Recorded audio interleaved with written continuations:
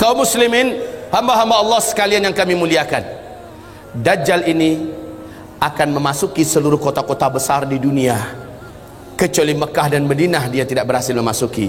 Kedua kota ini, baik fisiknya tidak bisa masuk ke Mekah Madinah, baik ilmu kekuatan sihirnya dan magicnya tidak bisa masuk ke dalam Mekah dan Madinah. Makanya salah satu kata Nabi, kalau kamu ingin selamat, kamu dengar Dajjal sudah keluar, segeralah hijrah, larilah ke Mekah atau ke Madinah.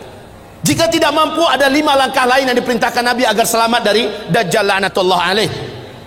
Kaum muslimin yang kami muliakan, Dajjal ini bukanlah makhluk raksasa tinggi besar. Saya waktu di Sydney, saya malu mendengarkan jawaban seorang ustadz kondang di TV, acara live. Ditanyakan oleh jamaahnya,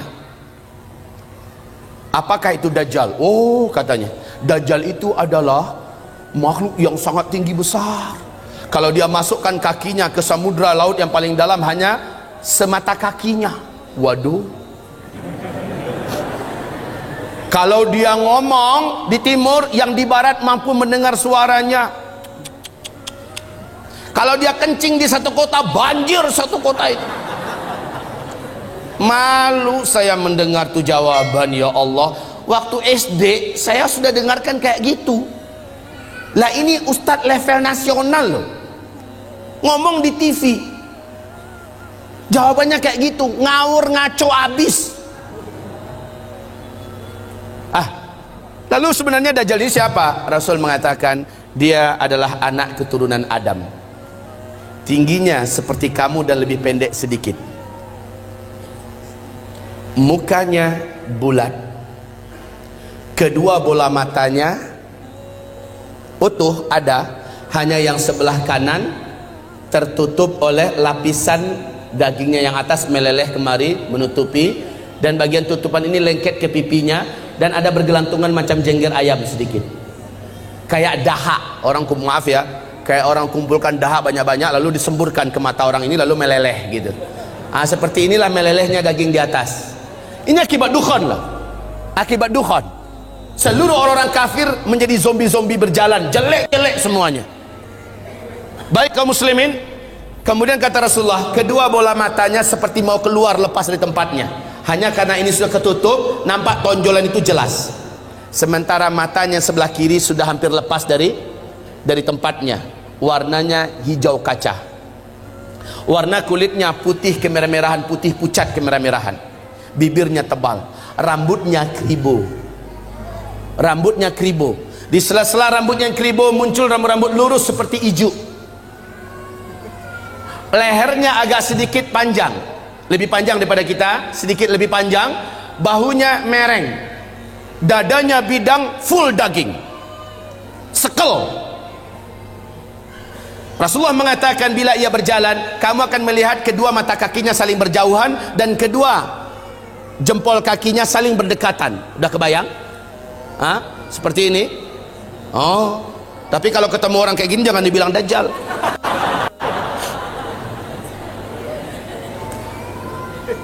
Orang biasa tapi jelek minta ampun, jelek abis.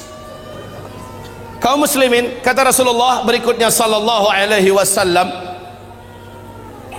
bagi orang yang beriman, yang menurut Allah imannya masih sahih, menurut Allah imannya masih benar, dia diizinkan oleh Allah mampu membaca huruf ka, fa, ra di antara kedua alis matanya. Ada tertulis ka, fa, ra, yaitu kafir. Walaupun aslinya dia nggak pandai membaca Arab, membaca Al-Quran, tapi imannya menurut Allah sahih, dia akan mampu melihat itu. Kalau sempat kepapasan beberapa papasan, dia mampu melihat kafara. Ibarat Allah yang kami muliakan, Rasulullah sallallahu alaihi wasallam bersabda, semua kemampuan yang jahat di bumi ini ada pada dia. Seluruh jin dan syaitan berkhidmat dan melayaninya, menjadi pengikutnya. Coba bayangkan, dukun mana di bumi ini yang sanggup menaklukkan seluruh jin dan setan? Sementara Dajjal dengan sukarela dan senang hati seluruh jin dan setan berkhidmat kepadanya. Dalam rangka, ya awas ya, di fase keempat ini adalah fase di mana setan jin dan setan manusia bersatu memperbanyak calon penghuni neraka. Di fase keempat ini, makanya ketika Dajjal muncul, ma baina khalqi Adam ila qiyamis sa'ah fitnatun akbar minad Dajjal. Sejak bumi ini Allah ciptakan, sejak Adam Allah ciptakan sampai hari kiamat, tidak ada fitnah yang lebih dahsyat, tidak ada fitnah yang lebih hebat, tidak ada fitnah yang lebih berat melebihi fitnahnya Dajjal. Maka berlindunglah kamu kepada Allah dari fitnah Masih Dajjal.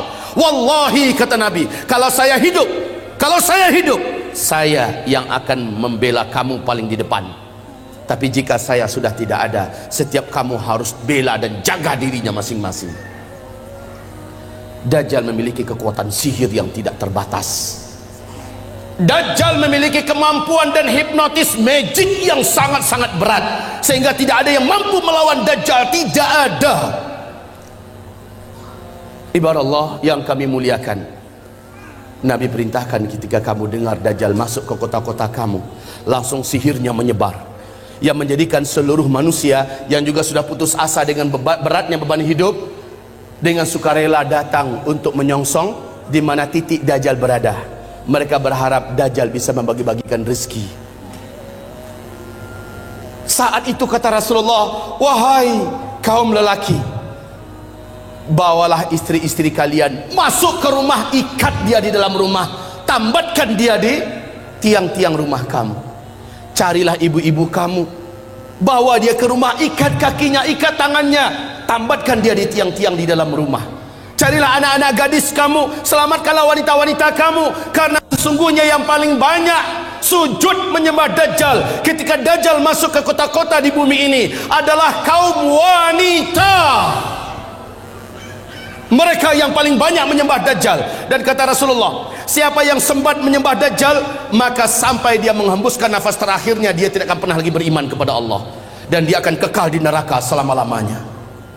Maka ibu-ibu, pantas kalau Nabi memperingatkan umatnya berulang-ulang, berlindunglah dari Dajjal, berlindunglah dari Dajjal, berlindunglah dari Dajjal.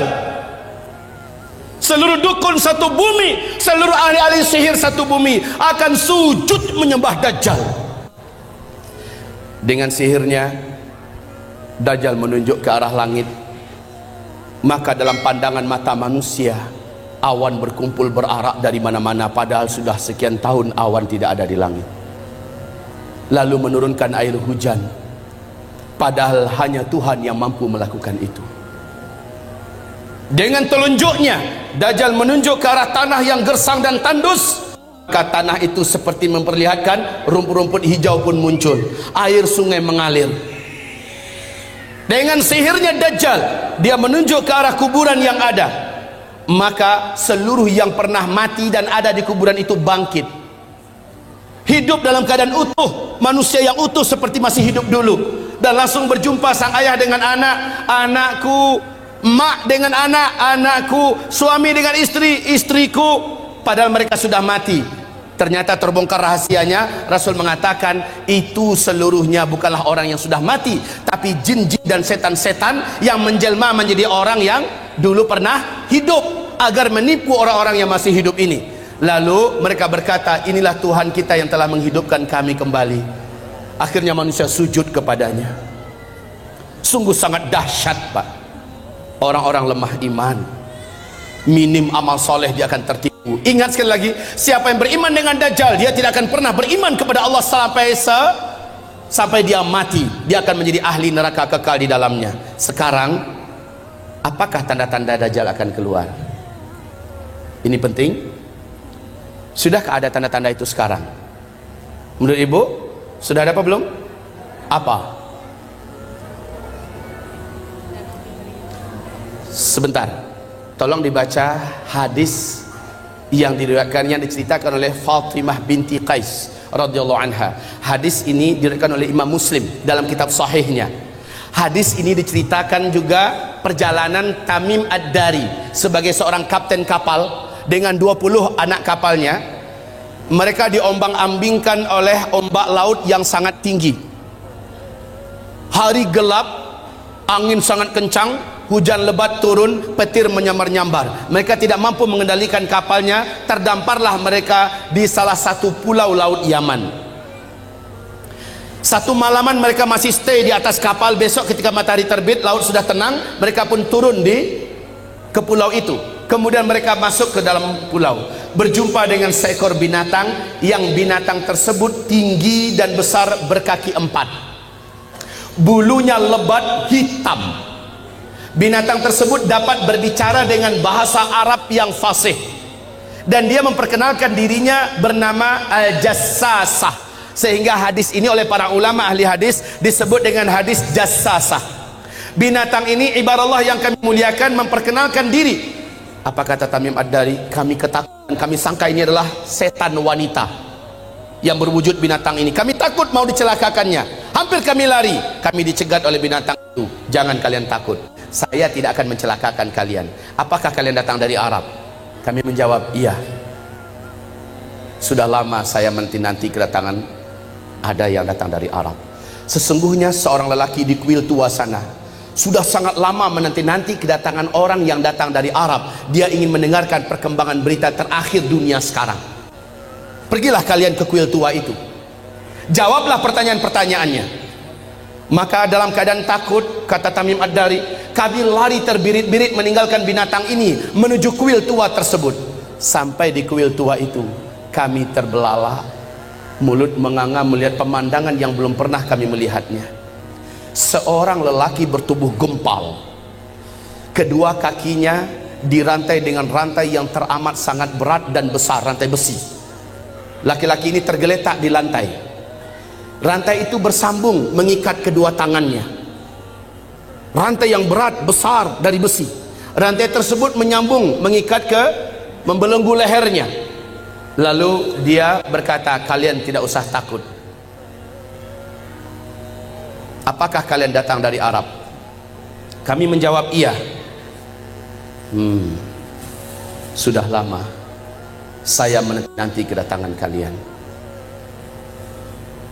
Apakah di Arab sudah muncul seorang lelaki yang ummi, mengaku-ngaku menjadi nabi penutup, namanya Ahmad? Kami menjawab, sudah. Ahmad kan salah satu nama Nabi Muhammad SAW. Sudah dekat. Jika begitu, waktunya sudah dekat. Apakah kalian beriman kepadanya? Tamim Ad-Dari menjawab, sebagian kami ada yang beriman kepadanya, sebagian lagi tidak. Sebaiknya kalian beriman, maka selamatlah kalian. Dia bertanya lagi, dijawab. Dia bertanya, dijawab. Apapun pertanyaannya dijawab. Kemudian pertanyaan yang perlu menjadi catatan kita, sebagai tanda dia ini akan keluar, ternyata dialah Dajjal. Ternyata dia adalah Dajjal. Dia bertanya tentang dua hal. Tentang pohon kurma Baisan. Tamim Ad-Dari berkata, apanya ingin kalian tanyakan? Pohon kurma Baisan itu hari ini masih berbuah enggak? Tamim Ad-Dari menjawab, sekarang masih, buahnya lebat. Lihat saja, sebentar lagi buahnya akan habis. Dan tak lama setelah itu, saya pun lepas. Dia bertanya tentang Danau Tiberias. Dia bertanya tentang Danau Tiberias. Kemudian dijawab, mana? Dia bertanya tentang Danau Tiberias. Di manakah Danau Tiberias itu? Tahu? Lihat ini yang ada di lembaran, yang ada di bawah.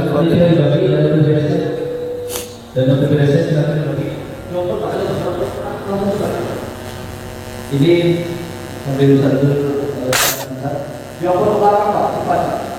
Brosur Danau Tiberias dan kotak itu bisa dikatakan ulang supaya ada lebih orang lebih banyak tahu tentang Tiberias. Yang awal silakan Danau Tiberias. Yang pakai panitia brosur Danau Tiberias silakan dibagi cepat.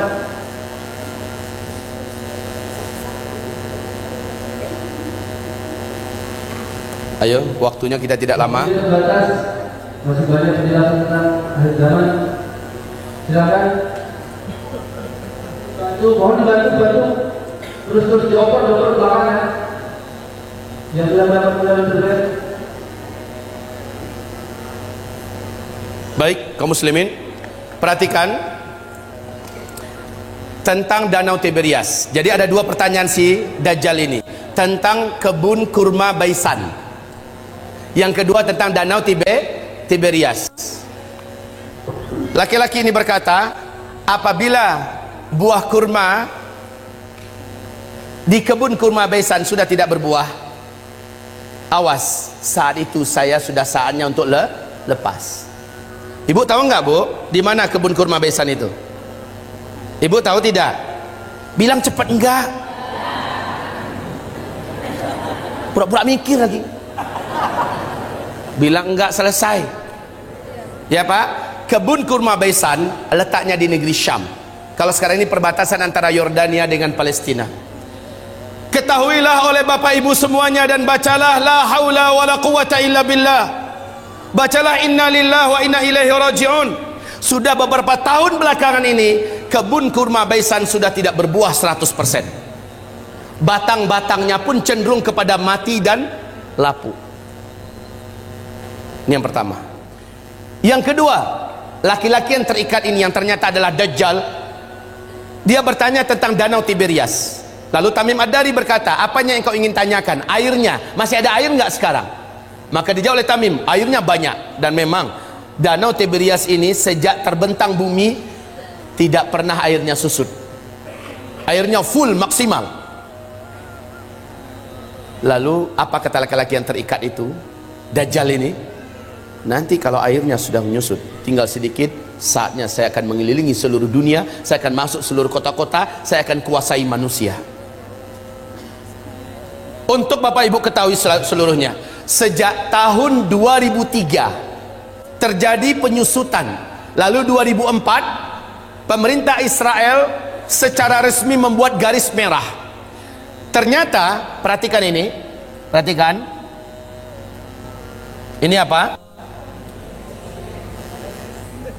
Bagus, jawabannya jujur. Ini garis. Kalau ada bilang ini danau, terlalu. Ini adalah garis dari permukaan Danau Tiberias, ya. Ah, ini dasarnya. Kaum muslimin, sejak 2003 sampai 2013, sejak 2003 sampai 2013, danau ini telah mengalami penyusutan yang sangat signifikan. Padahal kedalaman danau ini hanya 45 meter saja. 45 meter saja. Ya. Dalam hanya hitungan 10 tahun sudah 16 meter menyusut airnya dari permukaan. 16 meter dari kedalaman 45 meter, maknanya sudah lebih 30%. Coba buka YouTube. Buka YouTube, ada di situ acara televisi resmi pemerintahan Israel menyebutkan kepanikan dan ketakutan mereka yang tidak bisa disembunyikan. Sebab apa? Ini danau, airnya sumber air satu-satunya bangsa Yahudi di Israel. Mereka nggak punya sungai, mereka nggak punya mata air yang lain, cuma ini. Di sini untuk air minum, air cocok tanam, air mandi, segala-galanya dari sini sumbernya. Dan sekarang air itu menyusut.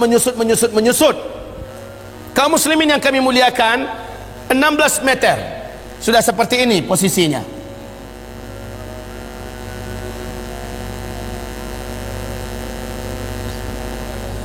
Tahun 2015 akhir 2015, bahagian yang paling menonjol dari danau ini sudah muncul seperti pulau-pulau kecil. Kelihatan seperti pulau-pulau kecil di atas permukaan danau.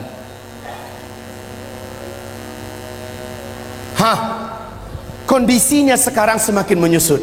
Awas, inilah yang menjadikan Syekh Abdullah bin Abdul Aziz bin Baz, mufti dan ulama besar Arab Saudi, sampai menangis ketika diberitakan kabar tentang perkembangan Danau Tiberias. Lalu apa kata beliau? Hadza zamanu khurujid dajjal. Inilah dia zaman kita, zaman saya, zaman tuan-tuan dan puan-puan semua, zaman bapak ibu dan zaman anak-anak kita masih hidup. Makhluk terlaknat ini akan keluar, Dajjal. La haula wala quwata illa billahil aliyil azim. penyusutan air ini sangat signifikan. Kecemasan dan ketakutan tidak dapat disembunyikan. Lihat gambarnya. Lihat ini. Dulu airnya masih tinggi. Gambar ini diambil dan kita cetak tahun 2013 ya. Tahun 2013 yang ini. Kondisi sekarang udah beda lagi. Baik kaum muslimin, yang belum kebagian tolong dibagi. Kalau enggak nanti minta ambil di luar. Ini kami benarkan untuk dicetak banyak. Silakan cetak banyak-banyak agar umat tahu. Ini dilihat dan hadisnya sangat jelas, fakta yang tidak dapat disembunyikan, nggak bisa ditutup-tutupi tentang keluar saat dekatnya keluarnya Dajjal. Bapak Ibu, nanti itu ada kotak yang berjalan dari Yamimah, jadikan sajalah sebagai infak Bapak buat memperbanyak ini kembali dan juga membantu operasional dakwahnya Yamimah. Baik kaum muslimin yang kami muliakan, kita lanjutkan. Lihat kondisi-kondisi yang ada di situ.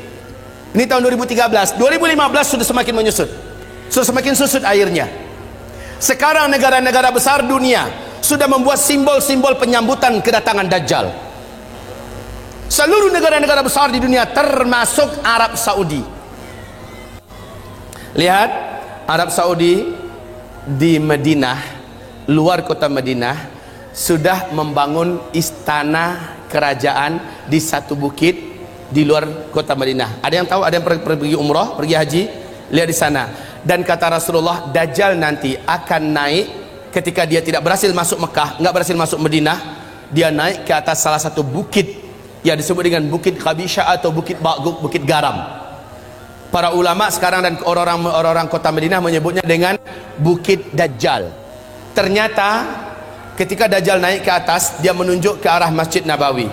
Dia berkata, itu adalah istana putihnya si Ahmad.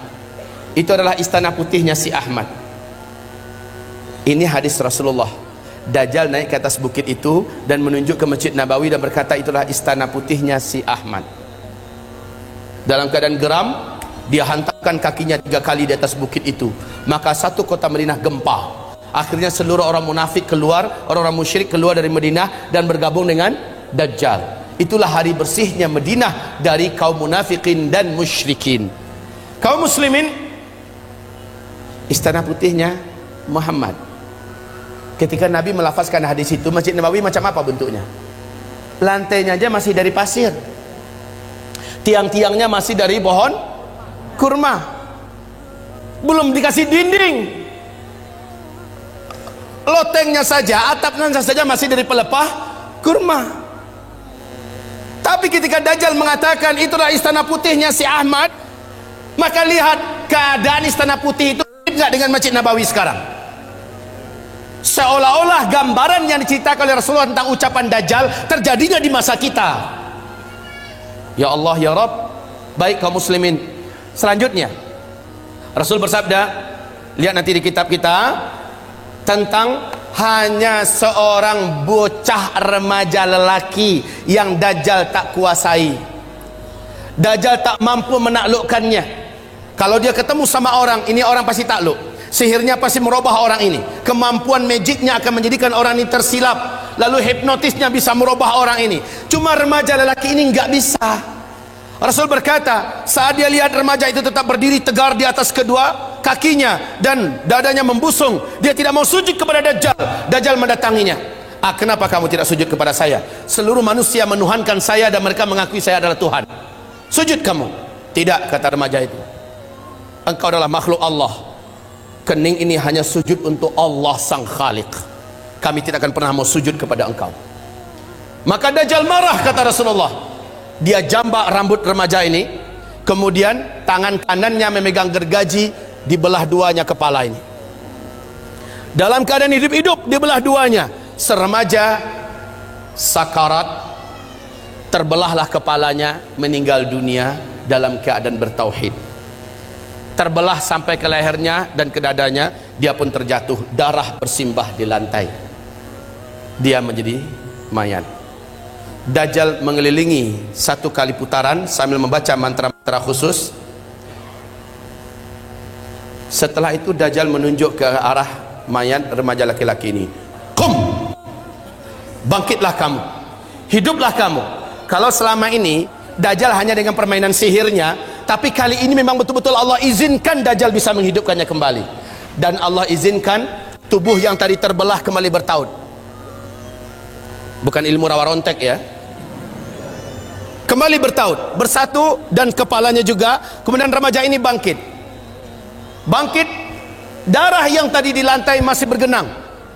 Tubuh yang tadi berlumuran darah masih saja basah dengan lumuran darah. Tapi remaja ini sudah utuh dan dia berdiri seperti awal. Dajjal bertepuk dada dengan sangat bangga memperlihatkan kepada pengikutnya, kalian lihat semua, saya sudah matikan dia dan saya sudah hidupkan di depan mata kalian semua. Makin mantap iman mereka. Sementara si remaja ini lain lagi. Loh, ente kenapa masih belum sujud pada saya? Saya sudah buktikan pada ente, saya adalah Tuhan ente. Sujud, kata Dajjal. Sorry Jal, justru dengan yang kamu lakukan pada saya sekarang makin memantapkan iman saya. Kamu asli Dajjal. Saya baca hadis Rasulullah, Dajjal akan membunuh seorang lelaki yang tidak mau, seorang remaja lelaki yang tidak mau tunduk kepadanya, kemudian menghidupkannya kembali. Tapi ada lanjutan dari hadis Nabi, ente tak akan mampu lagi membunuh saya kali kedua. Dan sejak hari ini ente tak akan mampu membunuh siapapun saja manusia. Kemampuan ente sudah diangkat oleh Allah. Hai manusia, sadarlah kalian, ini Dajjal. Dajjal marah, ingin membunuhnya kembali, memang hilang kemampuannya. Nah, kaum muslimin, hamba-hamba Allah yang kami muliakan, remaja lelaki. Remaja lelaki. Dalam ilmu sosial, hitungan remaja itu usianya, ilmu sosial loh ya, belasan tahun Pak. 12, 13, 14, 15, 16. Ada yang berselisih di usia 17. Ini usia remaja dalam hitungan ilmu sosial. Bapak Ibu dengar tidak berita yang mengguncang dunia Arab, sampai seluruh TV-TV Arab memuat berita ini yang masih ada di YouTube. Wawancara eksklusif yang disebarkan di televisi-televisi Arab, yang saya tonton langsung adalah di Qatar TV, bahwa masuk tahun ke-13 sekarang telah lahir seorang bocah atau bayi laki-laki di Palestina. Bayi ini dapat berbicara dengan bahasa Arab Fusha 1 kali sebaik dia baru saja keluar, baru saja lahir dia berbicara. Habis itu dia normal seperti bayi-bayi pada umumnya. Apa kata bayi laki-laki ini? Berbicara dengan bahasa Arab yang fasih. Dia berkata, tolong terjemahkan kalau ada yang tahu. Ana rajulun sayaqtuluni Dajjal wala yaqtulu ba'di ahadan abada atau kama qala. Ada yang bisa menerjemahkan? Hah? Bilang saja enggak ya. Oke, sama-sama kita terjemahkan. Ana apa? Itu bisa. Rajulun, seorang lelaki. Saya kutuluni Dajjal, yang nanti akan dibunuh oleh Dajjal. Wala yaqtulu ba'di ahadan abada. Setelah saya, Dajjal tak sanggup membunuh siapapun saja lagi selama-lamanya. Kemudian dia normal menjadi lelaki, bayi pada umumnya. Jika berita ini betul-betul terjadi, kalau beritanya benar, saya sudah menyaksikan sendiri di TV-TV Arab, pernah di YouTube juga masih ada disimpan, filenya masih bisa kita tonton Pak ya. Cuma jika berita ini benar, semakin menguatkan bahwa Dajjal memang sudah saatnya keluar. Yang sangat menakjubkan, Dajjal nanti akan keluar, kata Rasulullah SAW, di tengah-tengah kaum Yahudi Asbahan. Asbahan ini di mana? Iran. Asbahan ini adalah Iran. Dajjal akan keluar di tengah-tengah Yahudi Asbahan, dan bersamanya ada 70.000 tentara elitnya Dajjal dari Yahudi Asbahan. Berita untuk Bapak Ibu semua sekarang terbaru bahwa di Asbahan sudah terkumpul 70 lelaki yang tegap-tegap, muda-muda dengan pakaian khas Yahudi, dan mereka sudah membuat senjata-senjata manual dari besi-besi terbaik di dunia berjumlah 70.000 orang. Kondisi ini makin menguatkan keyakinan kita memang Dajjal sudah sangat dekat. Oke, kalau berita tentang bayi yang di Palestina bisa jadi itu di karang-karang, anggaplah, walaupun ini Yang diwawancarai adalah tokoh-tokoh masyarakat Palestina, para masyayikh, syekh-syekh, orang-orang tua di sana. Ditanya mereka seluruhnya, mereka membenarkan kejadian itu, dan bayi ini disembunyikan, disimpan, dan sekarang usianya berarti sudah belasan tahun. Jika ini hak, jika ini benar, maka semakin menguatkan. Jika ini bohong, palsu, bisa jadi, ya, bisa jadi ini dikarang-karang. Tapi siapa yang dapat menyembunyikan fakta Danau Tiberias? Siapa yang dapat menyembunyikan dan menutup-nutupi fakta mengeringnya Danau Tiberias di Israel hari ini? Siapa yang dapat menyembunyikan fakta berhentinya berbuah kebun kurma Baisan yang selama ini tidak pernah berhenti berbuah? Hari ini sudah. Subhanallah. Kaum muslimin, sangat dekat Dajjal ini akan keluar. Dajjal berapa lama? Enggak lama. Kata Rasulullah hanya 40 hari. Setelah dia lepas, dia hanya berumur 40 hari. Satu harinya yang pertama kamu hitung 1 tahun. Satu hari kedua kamu hitung 1 bulan. Satu hari ketiga kamu hitung 1 minggu. Hari-hari yang tersisa yaitu 37 sama dengan hari-hari kamu biasa. Maka kalau di total setahun 2 bulan 2 minggu saja, Dajjal pun habis. Siapa yang menghabisinya? Inilah tanda besar kiamat yang ketiga. Jadi sangat dekat, ya. Dajjal itu hanya sebentar. Yang ketiga adalah turunnya Nabi Isa alaihi salam. Turunnya Nabi Isa alaihi salam. Di mana turunnya? Di Suriah, di Damaskus, di Masjid Putih yang ada menara putihnya. Dan menurut Syekh Al-Hafiz Ibnu Katsir, dianya adalah di Masjid Jami' Amawi, masjid peninggalan dinasti Bani Amawiyah yang ada menara putihnya, dan itu di Damaskus. Masjid itu sampai hari ini masih utuh, menaranya masih oke. Allahu Akbar. Jadi Nabi Isa turun nanti di Masjid Jami' Amawi, bukan Isa Habibullah yang di Jombang. Ngaku-ngaku Nabi Isa. Kalau ngaku Nabi Isa, tolong suruh cari Dajjal, karena kerjaan Isa yang pertama membunuh Dajjal. Nah ini kaum muslimin, ketika Isa turun, khalas. Perlu diingat, Al-Mahdi terkepung. Al-Mahdi itu, ini Al-Mahdi kan menjadi raja, menjadi khalifah di sini. Dia keluar setelah Dukhan.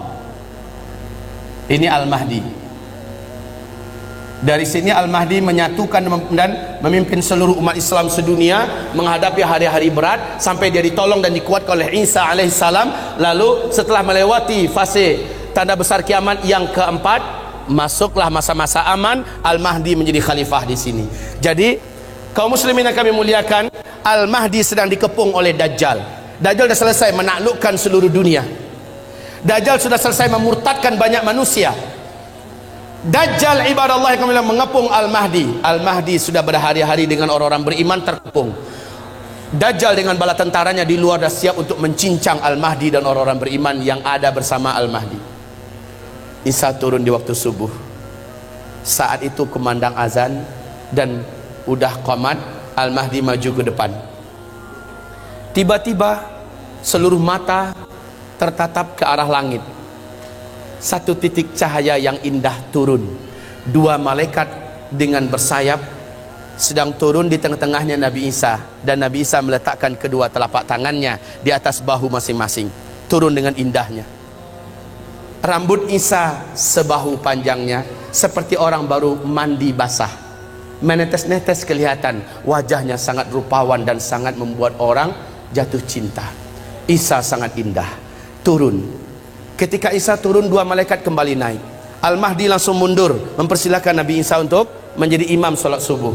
Isa menolak. Tidak, iqamat tadi untuk engkau, sekarang adalah masanya engkau memimpin, saya hanya pendamping engkau. Majulah, imamlah. Al-Mahdi pun menjadi imam. Selepas sholat subuh, mereka berzikir. Saat matahari terbit, gerbang masjid dihancurkan oleh Dajjal. Dajjal dengan penuh sombong dan angkuh dengan bala tentaranya yang elit sudah siap untuk menghabisi orang beriman yang ada di dalam. Tapi sayang, yang paling ditakutkan oleh Dajjal sudah turun. Nabi Isa berdiri, langsung berhadap-hadapan 2 tokoh legendaris akhir zaman ini. Isa melihat Dajjal, Dajjal melihat kepada Isa, melulung Dajjal di tempat. melulung kesakitan seperti orang sakaratul maut. Sebab apa? Ada kekuatan yang diberikan oleh Allah kepada Isa yang menyebabkan Dajjal tidak mampu bertahan. Dajjal meleleh, kata Rasulullah, seperti melelehnya garam yang dimasukkan ke dalam air yang panas. Wallahi, kata Rasulullah, kalau Dajjal bertahan di tempat berdirinya, pasti dia sudah akan menjadi cairan di lantai. Tapi Dajjal langsung lari dengan kekuatan yang dimilikinya, langsung menghilang. Tapi qadarullah, Isa Allah berikan kemampuan di atas Dajjal. Di mana saja Dajjal lari, kemana saja, Isa udah nunggu di situ. Hah? Mau kemana boy? Lari kemana saja udah ditunggu oleh Nabi Isa.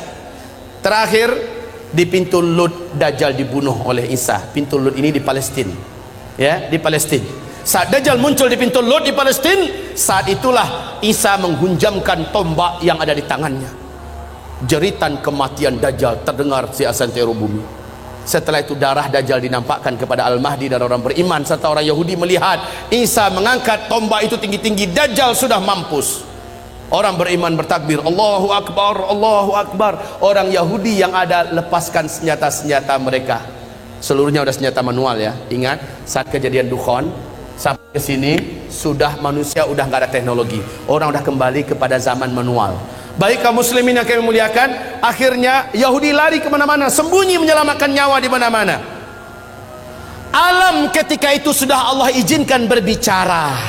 Lobang tempat Yahudi bersembunyi berbicara, hai muslim, sini ada Yahudi sembunyi di dalam lobang saya nih, sini tangkap dia, uktulhu, bunuh dia. Kalau kata orang Curug Bengkulu, konoa. Kalau kata orang Minang, dabiahnya, habisin. Sembunyi di balik tembok, tembok bicara, beritahu di mana orang Yahudi. Bersembunyi di balik pohon, pohon bicara, ya muslim ta'al hadha yahudiyun warai ta'ala faqtulhu, bunuh dia. Illal gharqad, kecuali pohon gharqad, fa innaha syajarul yahud, sesungguhnya gharqad adalah pohonnya Yahudi.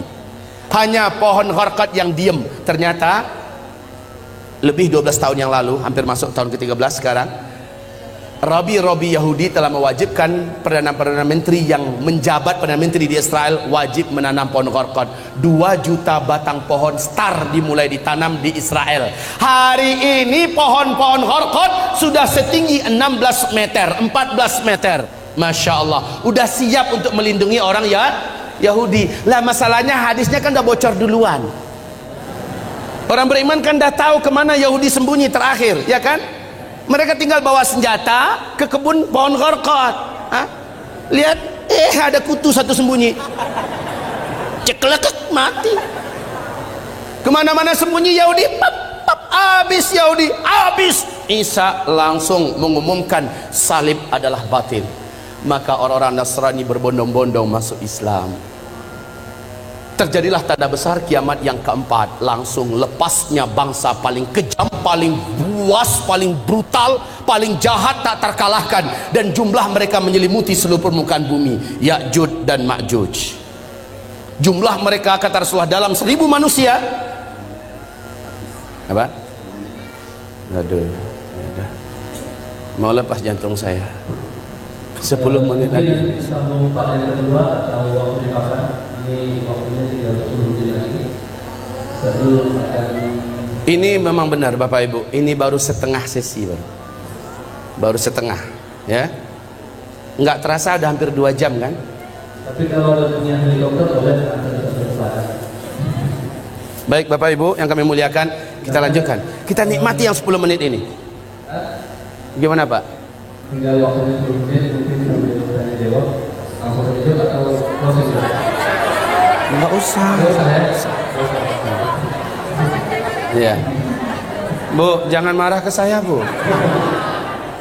Di Bandung ini pesawat satu-satunya hanya jam 12 lewat 55 ke Padang. Ya.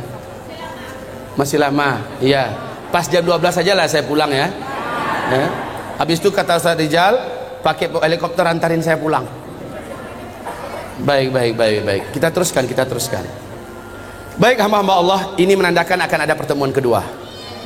Ini menandakan akan ada pertemuan kedua, insyaallah. Mari kita lanjutkan. Sebentar kita nikmati yang 10 menit nih. Ayo fokus, kembali fokus. Baik, kaum muslimin yang kami muliakan, Ya'jud dan Ma'jud ini jumlahnya kata Rasulullah, seluruh daratan gurun Sahara dan tanah yang seluas-luasnya di Jazirah Arab, di negeri Syam, Khurasan, ya, seluruhnya akan tertutupi oleh banyaknya jumlah Ya'jud dan Ma'jud. Ya'jud Ma'jud ini adalah anak cucu Adam juga, manusia, tetapi yang ditaklukkan oleh Iskandar atau disebut dengan Dzulqarnain, Iskandar yang agung.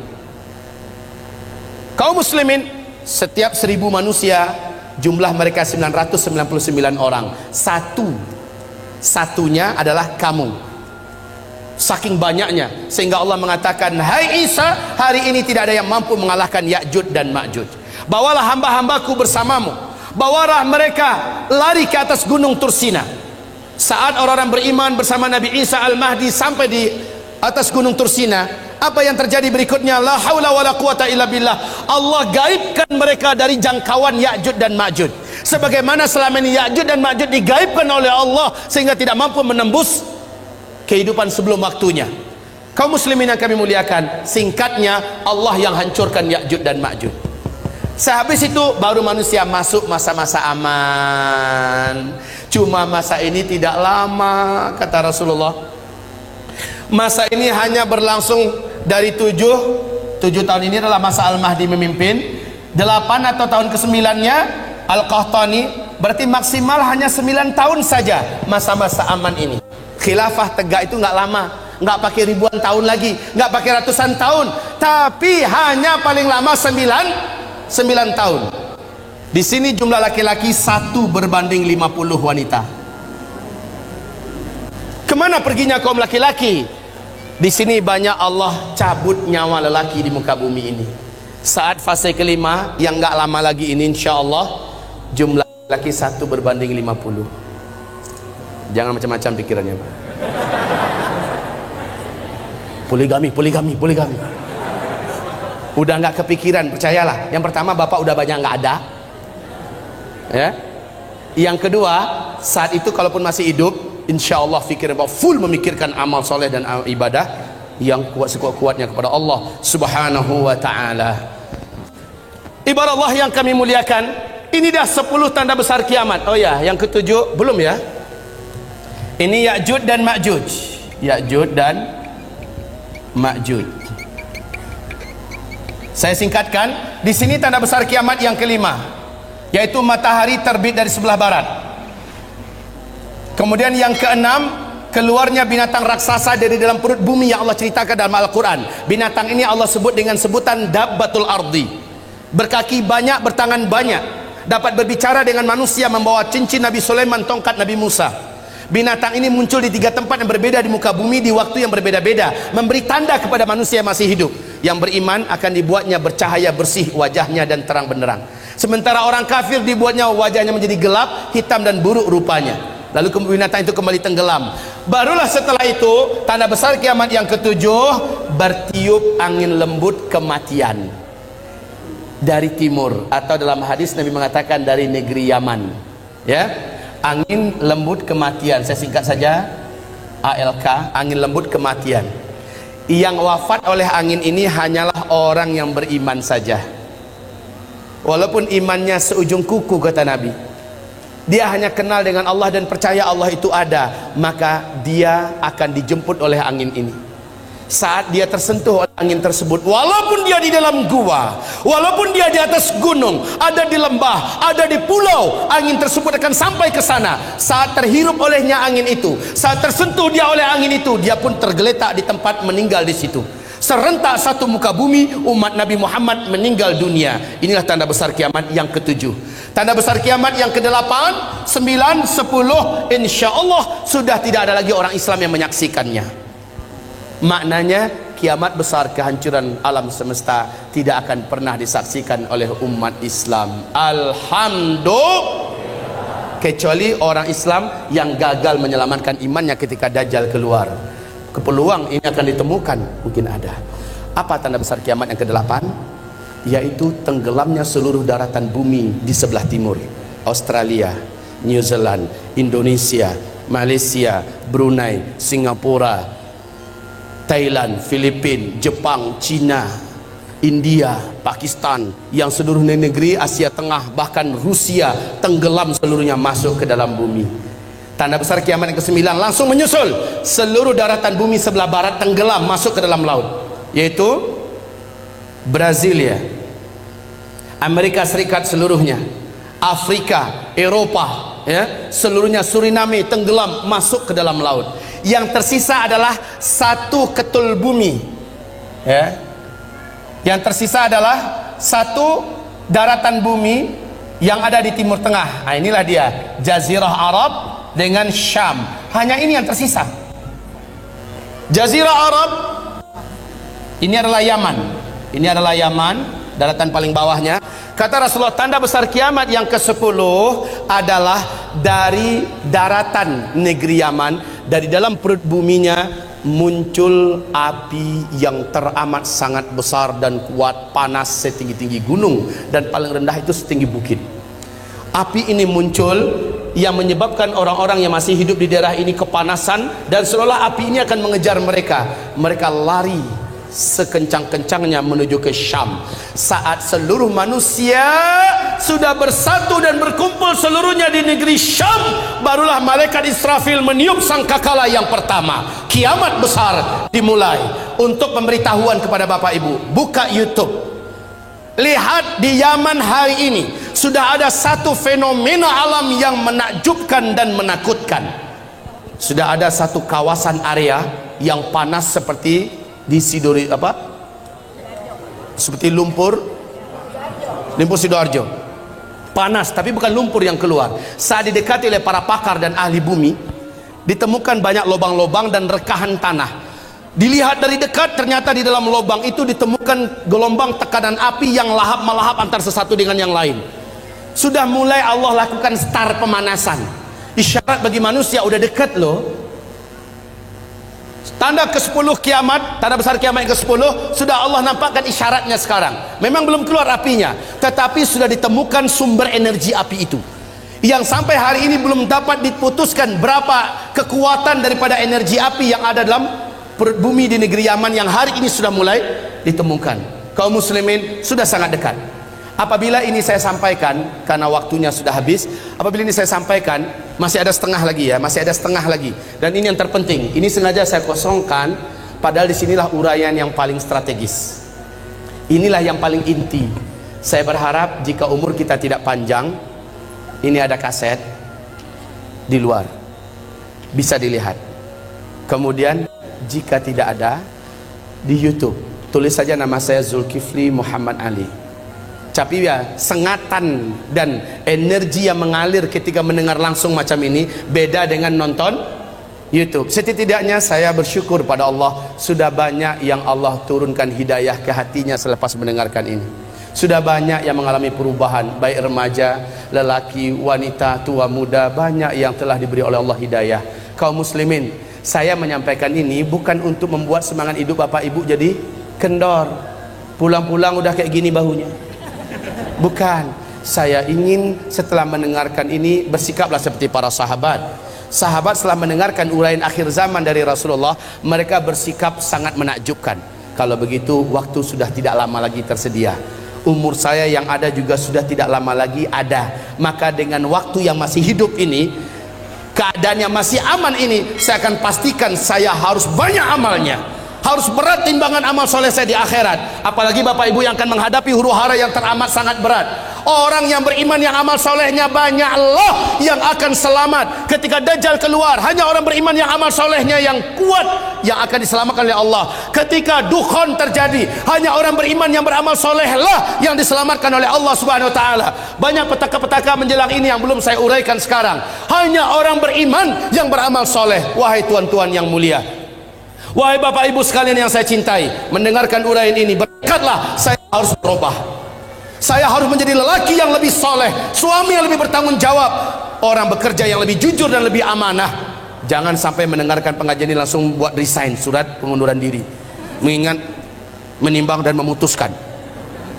Jangan, justru dirubah. Semua yang dijalani dalam hidup ini teruskan, tapi mindsetnya dirubah. Hayya 'alas shalah. Dimanapun berada, jika Allah memanggil, kecilkan semua yang lain. menujulah ke masjid berjamaah salat 5 waktu. Al-Quran, akrabkan diri, bacalah Al-Quran. Kalau ketika Al-Qurannya ada, kalau tidak yang hafal di mulut, sering-seringkan membacanya. Hafalkan dari sekarang surat Al-Kahfi 10 ayat pertama atau 10 ayat terakhir, karena ayat ini menjadikan kita tidak mampu ditembus oleh Dajjal, baik sihirnya, kekuatannya, dan bahkan kita tidak akan nampak oleh Dajjal kalau kita membaca surah Al-Kahfi. Sebab Allah melindungi pemuda-pemuda Kahfi dari incaran dan kejaran penguasa zalim. Allah lindungi mereka, makanya dijadikan surah Al-Kahfi surat yang harus dihafal. Baik, dan seterusnya dan seterusnya. Insya Allah kita bertemu kembali. Semoga sahabat Yamimah bekerja sama dengan pengurusi DKM Masjid Istiqomah ini agar pertemuan kedua nanti bisa dilanjutkan. Bertekad hadir ya Bu ya? Bertekad hadir Pak? Apapun kegiatannya pastikan saya harus datang kembali, karena sesi kedua adalah ini yang paling menentukan. Inilah uraian sejati. Kalau tadi adalah pengantar, tetapi itu pun sudah bisa menggigit Bapak Ibu. Baik, demikian saja. Mohon maaf, saya minta maaf tidak bisa berumah tamah dengan Bapak Ibu saat sekarang ini. Ke depan jangan lagi jadwalnya di mana saya akan pulang hari itu ya. Baik, insya Allah saya siap. Bahwanya ke depan itu besok 2 hari 3 hari baru saya pulang, jadi bisa berlama-lama kita. Demikianlah dari saya. Nastaghfiruka ya Allah wa natubu ilaik.